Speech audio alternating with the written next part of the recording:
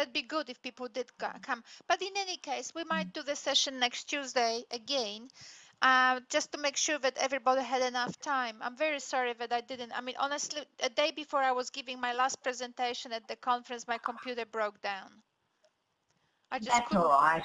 I know. It wasn't already in Asia, honestly. In Asia, everybody, they memorize their presentations. I have another Collaborate session next Tuesday night, so I Okay, won't then be I able to might do crash it you off. Wednesday. Then I might do it Wednesday. How about that? Well, that's okay with me, but I don't know about everybody else. Yeah, well, But, nobody else is here. Wednesday will be. Okay, I might just do it on Wednesday. okay. So, so you're doing more summer semester units?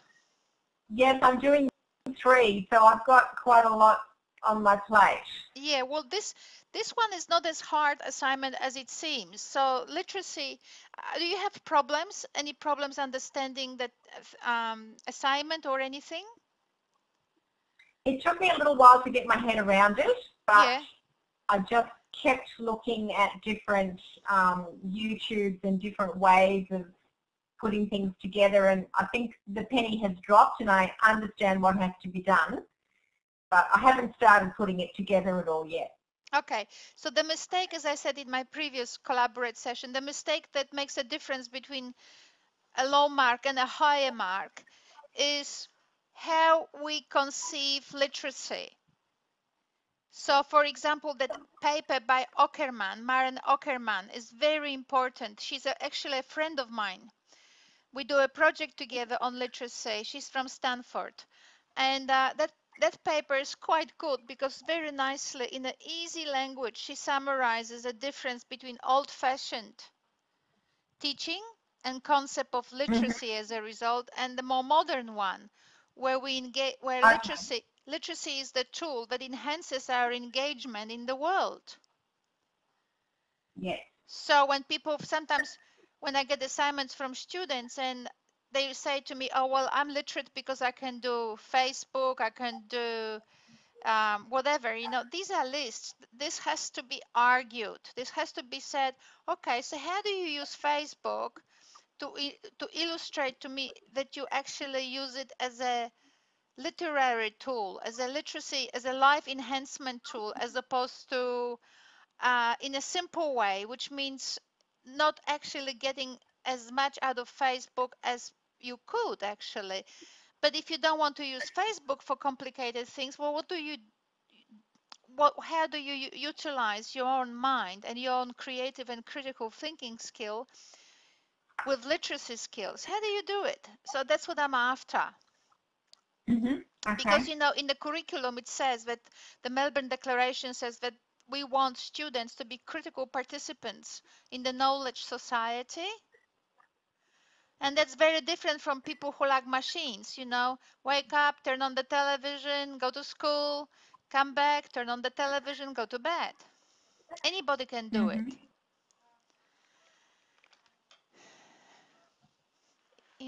So that's where the thing is. Any lists, that's just a pass. If anybody wants any higher mark, and it's good to secure a higher mark in this simple assignment one, right? So any higher mark will show how you use the tools of literacy, which means reading as broadly understood as possible, which is reading context, reading people. How do you read the things? What frames of reference do you draw on in order to assess what's happening around you? I mean, I just went to Asia, and that's a very interesting experience. I just arrived last night, so I have to spend some time how to share it with my students. But basically, I was thinking there was one presentation, or there were a few presentations, where they were basically using abracadabra method from Australia and Canada, and they were showing how it's a hot stuff, and I'm thinking, well, I don't know if you call the 50s and 60s hot stuff, then, up to you. I know. And then I asked because the students were master's students by coursework, which is the lowest level of postgraduate work. That you get initiated into postgraduate work through coursework masters. And I asked them, when do you in real life see words in isolation? There's no such a thing. I mean, even the graffiti on a toilet door has a meaning. When you look at it, you have clues. You draw on something. You say, oh, yes, some vandals were here. Drew something that is meaningless. Or some artists were here who just can't make it anywhere else. And look how pretty this looks. I mean, you always draw on something. You can't, there's no such a thing like an empty space and the letters in front of you. Mm-hmm. We Yeah, always come, I understand that. yeah, we always come to any context with our own assumptions about this context, and that's very important. It will be these words, which sound so obvious when I'm saying them, they will be absolutely essential for assignment 2. Absolutely critical. The idea that every child comes to any context with their own history is critical, because what teachers very often do, they override this history with their own assumptions. Oh, children need this, children need that. So basically what we're saying, are we engaging children, or we take account of children, but we don't. We just tell them, today we do 5 words in isolation. Tomorrow we do 5 letters in isolation. Another day we do some computer game in isolation. Mm-hmm. You see, that's the thing. And this, for some reason, these old habits in schools, they just can't seem to die.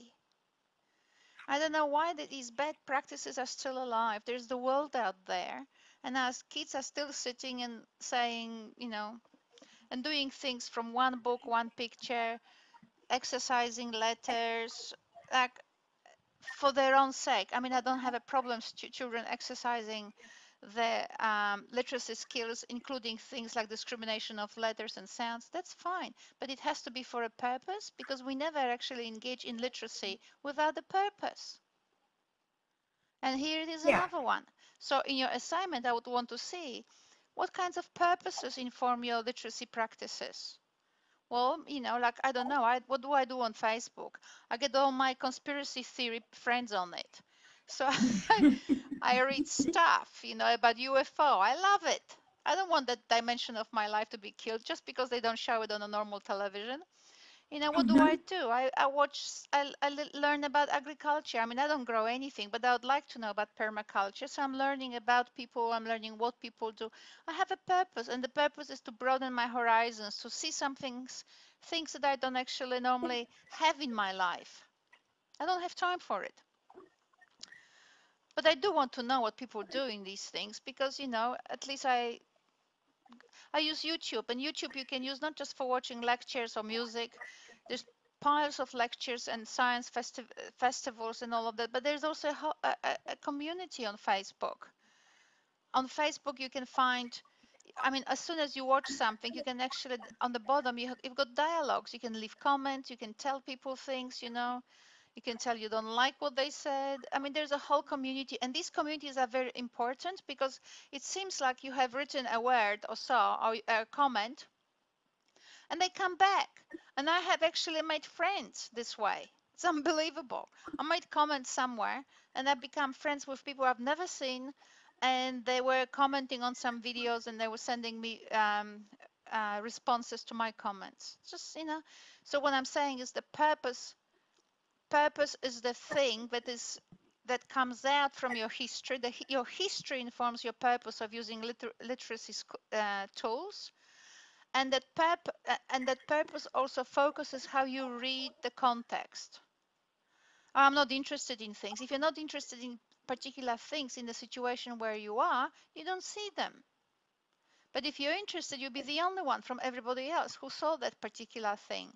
So literacy is your history that informs how you informs the frames of reference on which you draw when you read the context and text, and it's the purpose, because the purpose would focus you.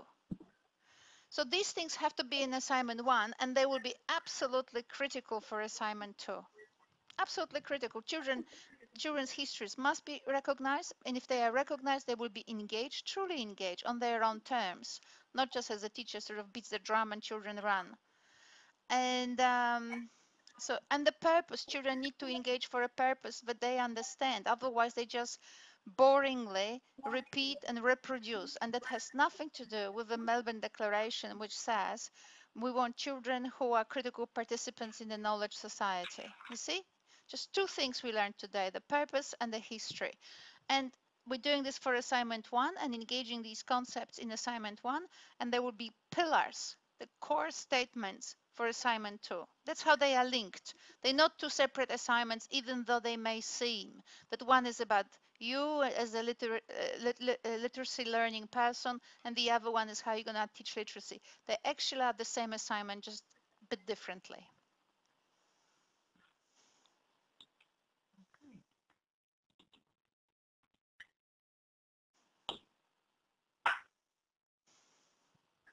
Hi, Desley.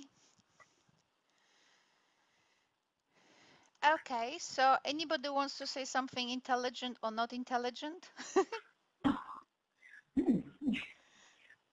It really doesn't matter. Okay, any comments? I have an observation only, and it's kind of linked, but my experience so far has only been up to 5-year-olds. Yeah. So preschool, kindergarten, and I was in a 3-year-old kindergarten group today, and just looking around, they were all busy and engaged and playing, but there was a real lack of literacy products from the children, and there was a real lack of things they could actually use to enhance their learning. At the sandpit, for instance, there was nothing going on there apart from a little bit of chat, but I thought that could have been done better. And as you were saying before, even the schools are finding it hard to let go of the old ways of teaching literacy. And I think what I saw today was what I saw 10 years ago in a 3-year-old room as well. They weren't putting, for instance, if they're in the home corner and they're cooking or doing something, they could have menus beside them, or they could have, I don't know, books where they take the orders from the other children and talk about that and add all that literacy in, but nothing like that was happening, and I thought that was a bit of a shame, because that would bring context for the children and it would show each child their own understanding of what happens when you eat out or something. Okay, so what is happening now in research? What is happening is that the belief that 4 or 5-year-old children just play is so overwhelming that the person cannot just wasted an opportunity, because there is this also discussion, these public discussions we have about maths and about literacy, that they basically paralyze teachers, and teachers are thinking that as soon as they touch letters or any text, there's a high learning happening and everybody gets really nervous or anxious about it, you know. In fact, it's just part of the environment. It's just like we learn language that our parents speak because it's part of the environment. Text is part of the environment. There's no need to be terrified and not touch it because it would be just too difficult. Whatever you think it's too difficult, children will think with you it's too difficult. It's just normal. You come into the room scared and everybody will be worried too. But you come into the room and you'll be happy and you will see that people smile back at you. It's just how it is. So does anyone want to comment on this?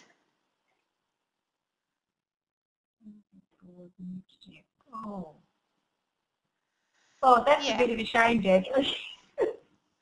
Yeah, well, you see, these are now. Don't forget these statements for assignment 2, because we will do a lot of work, which is a very modern work, and combines a lot of most modern research. That's why I don't touch textbook. I don't follow textbooks slavishly, because they were written like years ago, decades ago. Not only technology was not yet used, but they were themselves kind of written in this kind of UK culture. And I'm not touching it because they are a little, in many ways, outdated. I think you should read them if you have them, and learn the vocabulary or whatever, learn whatever you get out of it. But the course, the unit itself is not following anything slavishly, so that you don't become some you don't become what the past was. We need to actually look forward. And we will be actually looking at strategies of how to make sure that our lessons and our teaching is always interesting. There's no such a thing that students getting bored because they will know too much, right? If we teach them reading at 5, they will know too much. I've done some, I mean, later on in, I don't know, in which week, and I will guide you through the collaborative sessions about which recordings are the best and so on. That's why we have them every week, those collaborative sessions, to make sure that you actually, your videos that you watch and your readings are actually of value to you. But we will be looking at the use of simple things like text to speech. So the children talk and the computer turns it into words. And even if children didn't really understand what couldn't read what the computer wrote, they can see whether they said as many words as they came up on the screen. They learn that there is a correspondence between spoken and written. They can actually start, as they are counting whether there is the same amount of words on the screen as they said, they can start hearing that there is a beginning and the end of a word. All these skills we bypass. We get so preoccupied with phonemics that phonics, pardon me, but we forget all the other perception systems that come into play when children learn to read or participate in use literacy skills. And there's so much. So I will be teaching you how to actually use text-to-speech and speech-to-text with pre-literacy students, and I'll prove it to you that children at the age of 5 can create an audiobook, a most amazing audiobook for people in a retirement village, right? So you have a purpose. We do something for people who don't have children or who are too old to go out and all of that. So we build their empathy, their community skills. They learn that there are people who are old. Like my 27-year-old student told her 5-year-olds in school that she had a birthday, and she asked her children at school to guess what her age was, and they said she was 85. It's cute, isn't it? So basically what I'm saying is, with these activities, we don't just focus on phonics obsessively. What we do, we need to, the curriculum has also general capabilities. Some of them are about emotion and some of them are social capabilities, which means we want children to feel who they are, and they can only learn that as they are actually interacting with others, and they learn through their interactions with others who they are. I'm just going to read a little bit of the text here.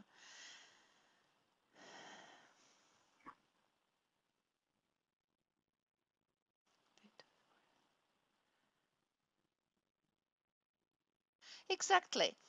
And that's good. I mean, that's right. But there are, look, you go to schools, and that's very often has been an ambiguity a little bit between what we do at universities and what the prac is about. You go to prac to see how things are done. You don't go to prac to imitate how things are done, because you don't live your life the way your mother lived her life. I mean, I guess I gather that. I don't live my life the way my parents lived, otherwise I would have never lived my home country. So, so we have these units which are academic units, yeah, like this one, and then we have a prac to observe critically and learn from it and see how would I do it differently? How can I even improve on what Anya says? My imagination is only this much, this good. You know, you yourselves will come up with best ideas as well in the future.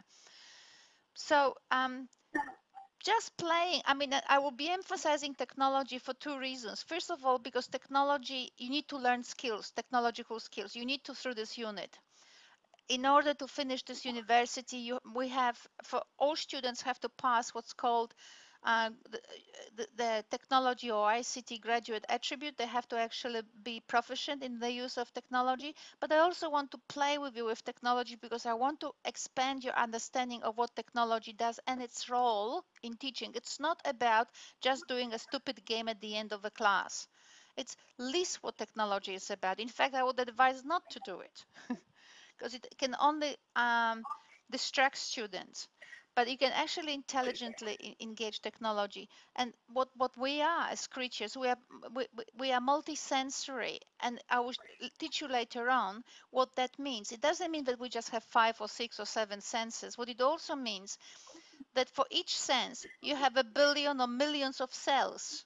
Each of them records one aspect of a particular thing that you have actually observed or experienced. So you can say that this is a profile of your husband because you actually have a cell in your brain for the profile of your husband. Would you believe it? So we can play with those different levels of perception, and in this way enhance students' engagement and participation enhance students' engagement in their own in the task of reading. So they don't actually look at the text and do everything one way, but they can actually play with text, not just creatively, but also play with text and see what happens if they change things in it. And therefore they utilize different sensory systems. So yes, things like, text to speech and speech to text, but text to speech, children can say something, the computer records, and then they can check what the computer recorded, how was it accurate, how many words did they think they said, and how many words did the computer show, what was the first sound they thought they said, how can they distinguish between one word and the next word, how do they know that there are two words, not one, all of these things. And sometimes when children talk, they take a breath. That could be a place to put a comma, and you may not teach them yet about the words, but you might actually start teaching them about comma. And that would be amazing. I mean, we don't teach comma until year 9. Someone could say to me, well, I don't know why. When children take a breath, it's very easy. That's right. They love seeing themselves on. I mean, we are really just grown-up chimpanzees. Human beings are just monkeys. We love looking at each other in the mirror. We love pictures of ourselves. The Facebook is making money out of that talent.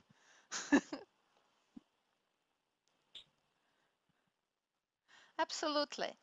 But as I said, it's not just about taking pictures of themselves. It's about thinking also creatively how to use various literacy tools for the purpose that is enhancing students' existence in this world. So what are they here for? They're here to have fun, to enjoy it. Okay, so how do you enjoy life? And you explore, and there are different types of people. There are other kids, there are parents, there's extended family, there are older people in the retirement villages. Can we do things for everybody we love and love less?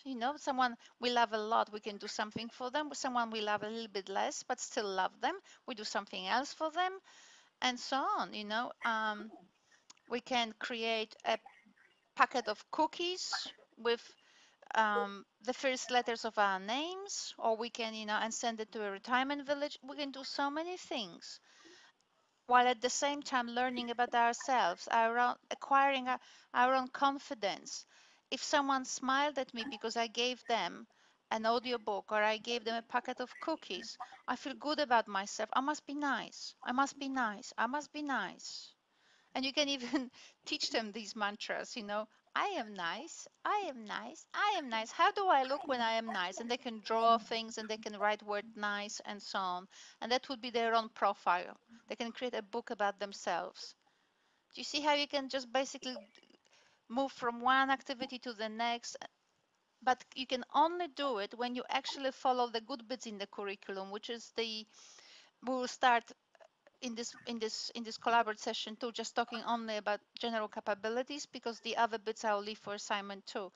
But at this very moment, the general capabilities is like a roadmap for us. It actually shows us the scope, the scope of the tasks that students need to actually engage in. It's not just only letters, but it's also emotional development, self-development, social development, ethical development. All these things need to be in the activities. Otherwise, it's an isolated, stupid, narrow activity that basically reduces children to monkeys. And when you write your literacy profiles, have a look. Where you engage as a full, wholesome human being in your school where your history and where your purposes were challenged and you were engaged and you were able to draw on them and be creative, and when people loved you and your paintings were all over the school, and where you treated basically like a little, reproducer of things. So do this, do that, do that, do that, do that, do that. And how did that make you feel? I mean, when you continuously draw things, when you actually make kids do, you take things out of them, and they can never give you. They have nothing to offer because we have drained them. We continuously demand things from them. They can never engage their own creativity and therefore give us something. They just reproduce and reproduce, and I can't see how that could be a wholesome, creative, a participation enhancing activity. So all these sort of things. So when you look at the curriculum and look at the general capabilities and read them, then compare those and what they actually want you to consider once you are in school with your own experiences in school and with your current experiences as an adult. Yeah, someone is my age. I'm 52 too. Right. That's exactly. I mean, if you have strong, resilient children, naturally resilient children, they'll find a way out of the box, right? But then they are considered naughty or misbehaving because, I don't know, whatever I was doing. My mother took me from one school to another, and in one school I was really impossible, and in another school I was just the best thing that ever happened to them. And I don't think I changed overnight that much. Well, I'm older than Elizabeth. Yeah, but it's pretty close. That's it. I can still be your mentor. I'm months older. So you are a baby. Thank God. I retained my status. I'm happy. Yeah, we get a lot of, one of the things, we get a lot of people in this unit that are mature students. So for example, I had, in Bachelor, there's a Bachelor Institute in Darwin, and it supports basically Aboriginal communities, and the wife of the director of education of a school of education in Bachelor did this unit. So I didn't know that she was his wife, of course, because I just don't I don't pay attention that much to names. I don't want to personalize students. I want to see the work, not so much who is who. So, not too much. So I didn't know it was his wife. And then one day he approached me. He said how happy she was with the unit, and I was really pleased because he said at 55 she did the unit, and she really, really wanted to do things that fed back to her somehow meaningfully. So yeah, we get a lot of students who are, some of them are in their 20s, but some of them are way over that and have their own children. Yeah, so as you do this assignment, engage reflectively. The more you look at the curriculum and general capabilities, and the more you compare what it was and how you see your own activities today, your own literacy activities today, is your life and your use of literacy tool now kind of more like what the general capabilities are talking about, or are you still? No, I'm sure you're not. You couldn't live in this life if you were still sitting, in this old life where all you could do is reproduce. I remember sitting in school and reading. What was that? They told us to write a letter for like, I don't know, half an hour or the whole lesson we were writing letter S. Didn't help me much.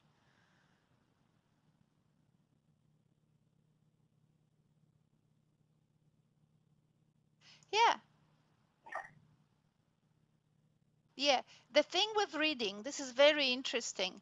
You know how they have this obsession in the government has this obsession about children learning reading as early as possible, and I have no problem with it.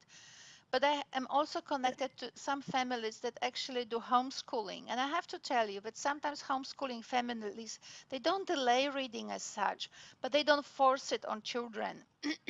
So children do whatever they are interested in an expansive way. The parents actually take them to businesses. They show them that they connect with the community.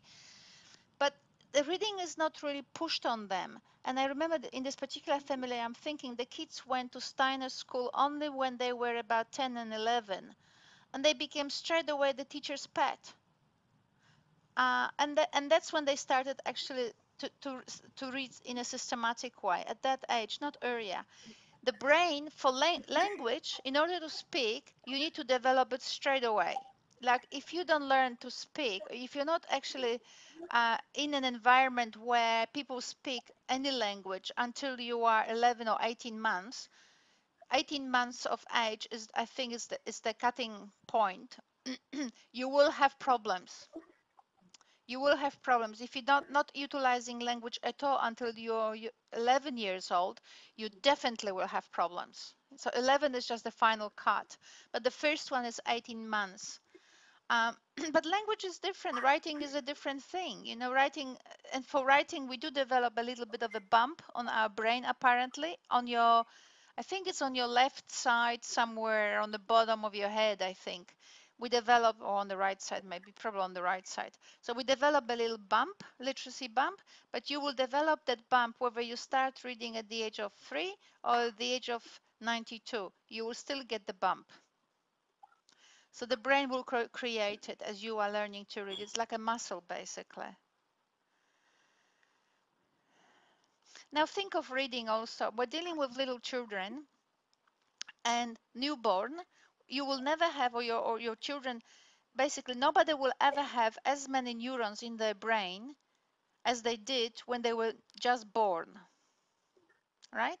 So you've got these billions of neurons floating in your head, and as you go through life, they actually solidify into strong pathways, but you actually lose a lot of those neurons. I mean, billions. You lose a lot.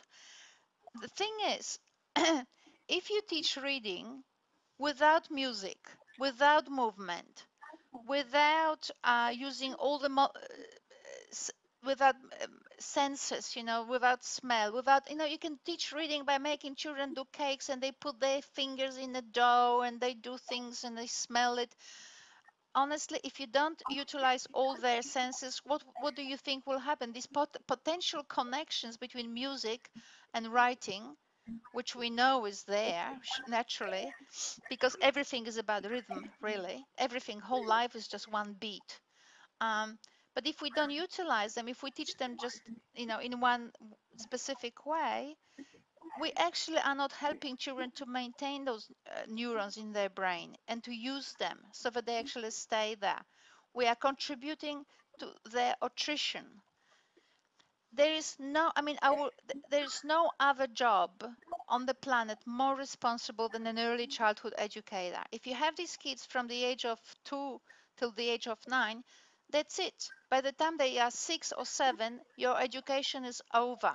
They are done. If like direct instruction says we will not be teaching children critical thinking skills until they are the age of 9, I think, they're too late. I mean, the reason they say it because the work on direct instruction was done in the 50s and 60s. It's a behavioristic model. But since then we have moved, and we know that if you don't teach children self-regulation skills and critical thinking skills, their frontal cortex is over.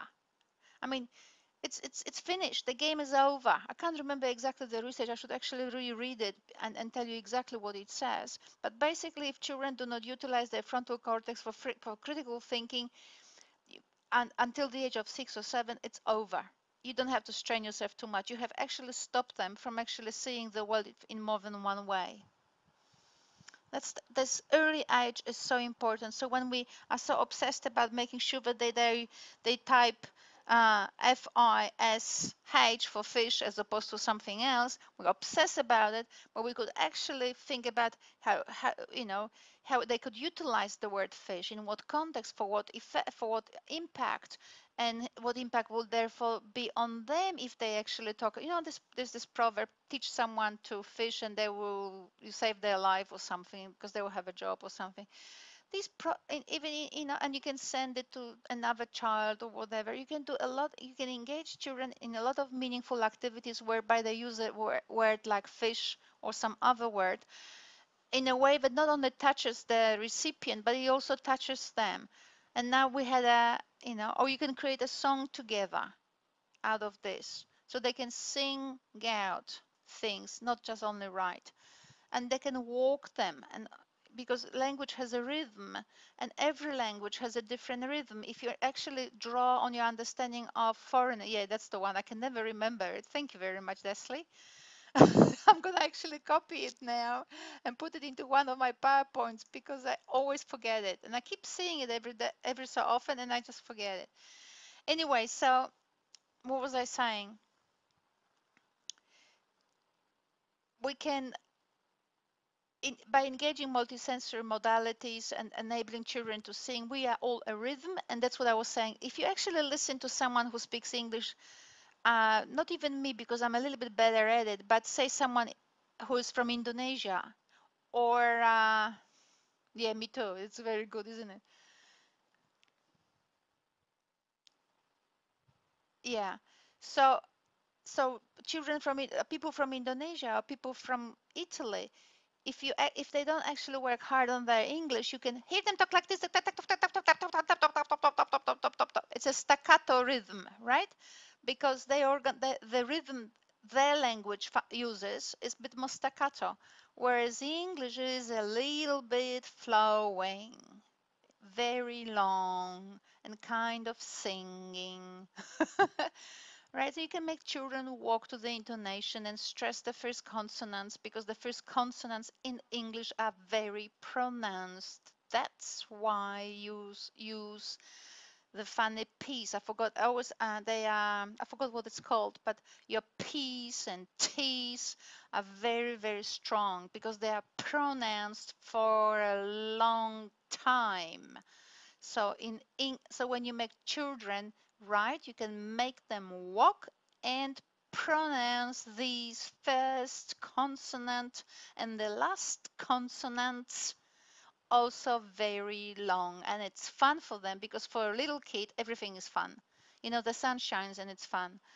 And at the same time, they learn about chunking, they learn about the music and text, they learn about beginning and the end of words, and they hear themselves say individual sounds. It's magnificent. I mean, teaching reading is just the best thing on the planet, if one doesn't turn it into a trauma.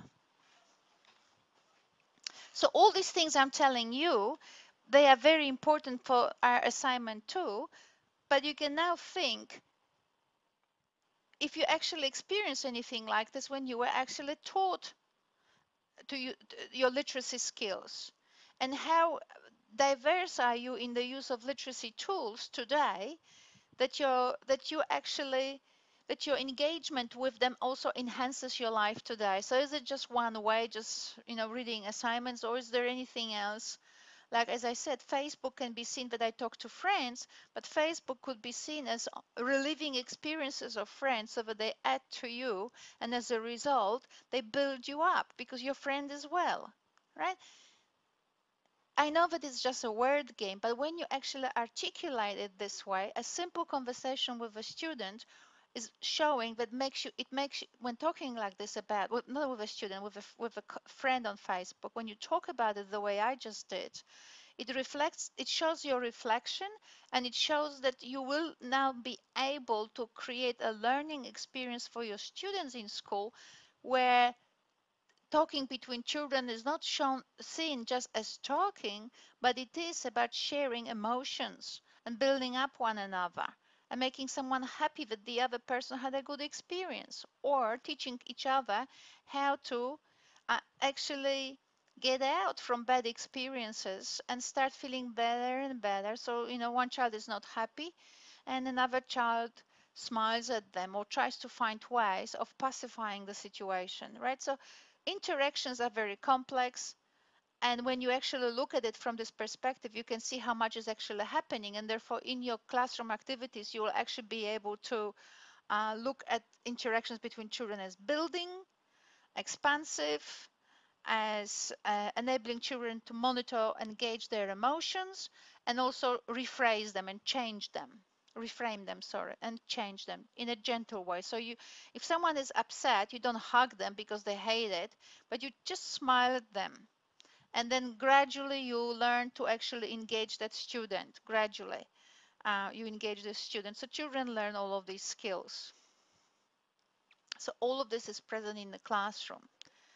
And once you're aware of it, then you not only enhance students' experience, but also when you actually talk in assignment 1 about how you were learning literacy, you can say on Facebook nowadays, the way you see your experiences, even if they are just only with friends, you can see how much friendship is actually building you up. Imagine having no friends on Facebook, just being on Facebook and just looking at others all the time and having nobody. All right, the assignment 1. So we've done engagement of students' personal histories, we've done the purpose, we've done general capabilities of the curriculum, how important they are. We've done multisensory modalities, that children are just not processing with ears and eyes, they actually process with their whole body, and we need to engage their whole body in order for children to actually experience literacy as an environment, not just as a practice of activities invented by the teacher. Okay, so that's pretty good. Anything else?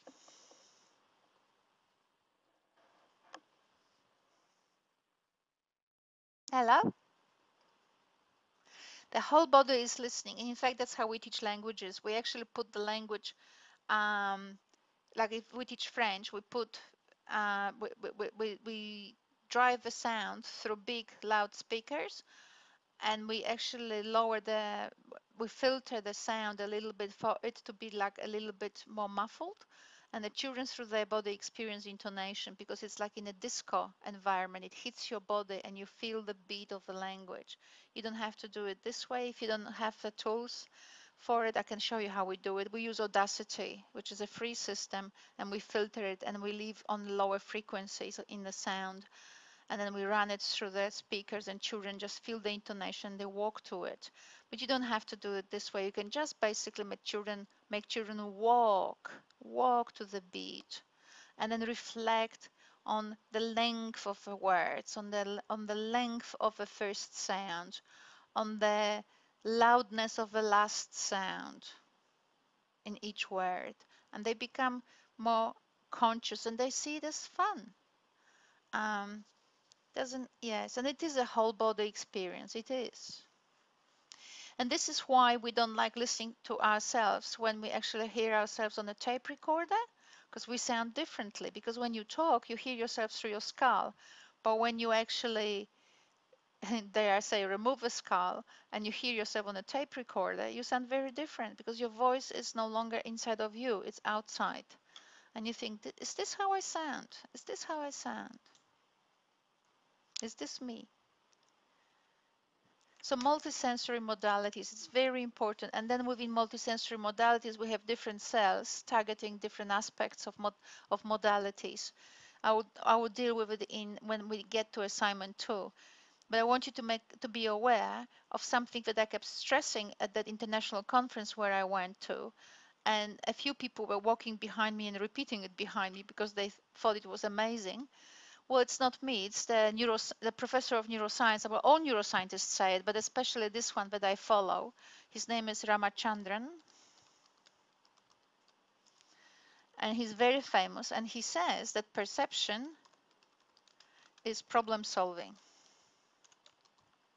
It's not like you see and you know what you see. You don't. You need time, and you need to solve it on your terms. And I'll tell you a simple example I gave in Taiwan about the perception as problem solving. By the time you see a lion, you're dead. Imagine like in the old times when we were still with these big animals everywhere roaming around, and you saw something move in the trees. And by the time you knew, it was a lion, you were dead. You had to actually predict, you had to problem solve your understanding what you see faster than actually lion than actually just whatever, you know what I mean. So you looked at a bit of the brown hair, maybe a bit of the yellow background, which might have been his or her skin, and you thought, goodness gracious, I better run, right? So our brain, according to Professor Ramachandran, evolved in a way that allows us to put bits and pieces together and create things. That's why people say that we construct information, because we actually build it from fragments. We build it from fragments that we manage to perceive, and our brain also does it in the fastest way it can. So, and very often, of course, it makes a mistake, but the brain is designed to problem solve as fast as it can, and sometimes it results in weird things. I might tell you maybe today or some other day the story that Ramachandran gives us. But yeah, as fast as possible and from fragments, by putting together fragments, and there is the solution. The brain doesn't sit there and look for hours because you would be dead. And our brain is amazing. I mean, if you were to actually perceive a snake, you would be bitten. You've got to jump and avoid the snake faster than your brain can actually register that it's seeing a snake. That's from another researcher. He's a psychiatrist and psychologist in the University of Toronto, and he was a professor in Harvard. I mean, these people are saying amazing things, and we need to be aware. The brain is complex, perception is complex, perception is problem solving. And we need to enable students to problem solve, not just hear what we think we hear, but enable them to hear something that in us it generates an understanding. Oh yeah, we agree, that was good, that sounded like mother. Right? What they saw we will never know because we can't live in their brain, but we can agree that the text said mother. Right? And how they process this we will never know. So what we do, we give them conditions so that they can actually solve their problem regarding what they see. So talking yet again about coming back where we started, if you show them just mother and there's no context around it, you know, and they're still very small, and words are always in real life in context, it doesn't make it easy. It makes it harder, or at least boring. If words are in isolation, it's just boring, even if they actually can read it. You read 2 or 3 and you just fall asleep. Okay.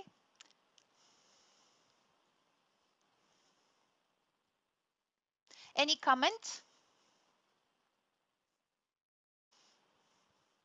Any questions?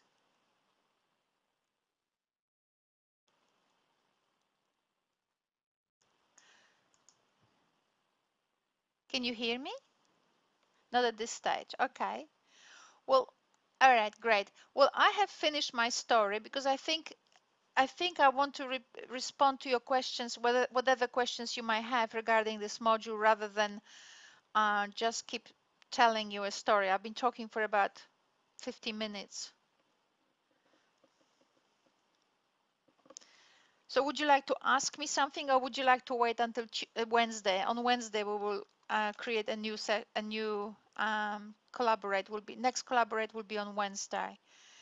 I want to be as much of help as possible for your assignment 1. I don't want you to feel alone or have your assumptions unconfirmed. So Wednesday would be good for me. Yeah. Then another thing I wanted to say, I on purpose, last week when I was still in Australia, just before I left, I noticed there was a question about assignment 1, and I didn't answer it on purpose, and I don't know what happened. I'm gonna check now, because I wanted some other students to answer, because otherwise we're creating the situation that I'm the mother, and unless the mother delivers, nobody can solve the problem. I just want sometimes students to solve their own problem, because We had over 100 students in this unit. I'm sure that now and then someone will actually know the solution. So I will be answering for sure, but I on purpose didn't answer the first request because I just thought that maybe someone else can have a go. I don't have to actually be the deliverer. I mean, you know, it's just, it's not that good.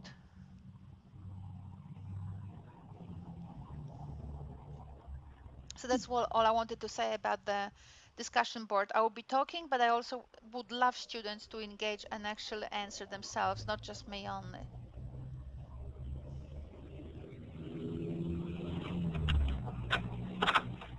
All right, so are we closing for today?